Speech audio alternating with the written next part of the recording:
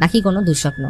এদিকে এডা নিজের বাড়ি ফিরে ঘুমোতে যাওয়ার আগে আল্লাহর কাছে প্রার্থনা করে মেলেককে সুস্থ করে দেওয়ার জন্য।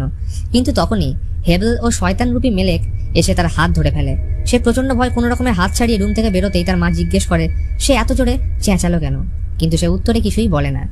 এদিকে মেলেকের মা তাকে খাওয়াতে আসলে সে খাবার খেতে রাজি হয় না।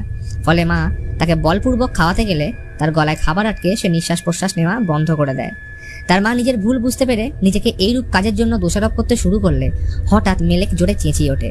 তখনই তার মায়ের ঘুম ভাঙলে সে বুঝতে পারে এটা দুঃস্বপ্ন ছাড়া কিছুই নয়। এবার হেবেলকে দেখানো হয় সে ওই পরিত্যক্ত বাড়িতে বসে ব্ল্যাক ম্যাজিক করছিল, আর তখনই দুটি বাচ্চা এসে তাকে আম্মি বলে ডেকে ওঠে। এদিকে এডা একদিন আয়লার দোকানে দেখা করতে এসে তাকে নিজের দুঃস্বপ্নের ব্যাপারে জানায়। এটা শুনে আয়লা অবাক হয়, কারণ সে এই একই কারণে ভুক্তভোগী ছিল। আয়লা জানায় কিছু লোকদের মতে ওই বাড়িতে হেবেল তার দুই বাচ্চাদের সাথে থাকতো, কিন্তু হঠাৎ দুই বাচ্চা টিবি রোগের কারণে মারা যায়।